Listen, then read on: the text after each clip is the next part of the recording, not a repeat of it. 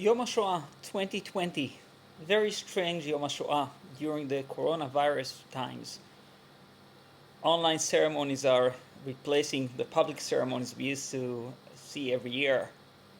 But it's also a time to think when we see a global crisis taking place in the world. And I want to share with you a personal story with food for thought. It's a personal story that took place 90 years ago in Poland and also 15 years ago when I was in Poland. 15 years ago, the year was 2005. I was the rabbi and the head of Bnei Akiva of North America, and I took a group of young madrichim, leaders of Bnei Akiva, to Poland. It was the first time in my life. My family is originally from Poland, and I did not know what to expect, but I was definitely expecting to cry, like to become very emotional. And we went to the most horrific, terrible places on earth: Treblinka, Auschwitz, seeing the gas chambers and the camps. And I was unable to cry. Everything was green, there was a grass and signs, and everything was too organized. It felt like being in a museum. I knew in my cognition what happened there, but I was unable to touch my emotions. I was unable to cry.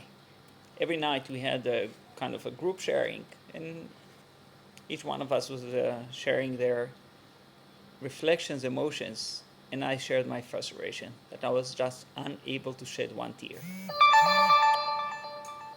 Anyhow, Shabbat came, and we spent Shabbat in Krakow.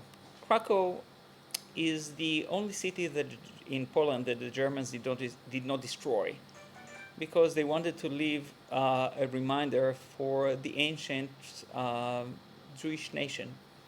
Everything is standing still, Jewish quarter and the shuls. We had a very fascinating Shabbat, very moving Shabbat. Groups of youngsters from all over the world, from Europe, from Australia, from South Africa, from North America, were celebrating, gathering together, especially Friday night after Kabbalat Shabbat. It felt like this is a victory of the Jewish people. We are here, despite everything, celebrating with a future generation of thousands of young people. Anyhow, Shabbat morning, we davened the shul of the Rema. Also very interesting, like just to think about everyone who davened there in the past, and now it's completely empty. And then we were taken to Dvar in the Jewish quarter. And in the middle of the Jewish quarter, there's an old synagogue that became a museum. And that museum, that synagogue, has lots of photos that were taken, some of them before the war and some of them during the war. And when I saw the pictures, the photos, I started crying. On one wall, there were photos of the thriving life of Jews before the Holocaust. The marketplaces and celebrations and Bet Midrash and chatunot, full life of Judaism. People happy, celebrating, learning Torah, socializing. In the other wall, there were photos from the very same places and locations, but with death, horror, devastation, blood, and I started crying. Not just because of what I saw, but it reminded me of a story of my family. There was a young guy. His name was Itzik. He lived in Blonia. Blonia is a village not far from Warsaw. It was a very wealthy family. He was married. He had a boy and a girl, and a wife, obviously. And he was a very, frum, devoted Zionist. He always claimed and said it to everyone that the only place in which we have future is in the land of Israel. It was in the early 1930s, way before we had anything solid in the land of Israel, when it was still Palestine. People thought he's crazy. Anyways, one Shabbat came to town Rabbi Meir Shapiro of Lublin with his big vision to establish the yeshiva, central yeshiva for the Jewish world. It was supposed to be the Torah Jewish Center, Yeshivat Chachmei Lublin. And he came to do some fundraising.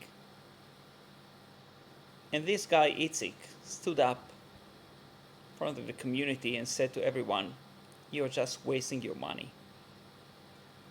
Don't invest in anything here, in any establishment. The only place in which we have future is in Israel." People thought he's crazy. What are you talking about?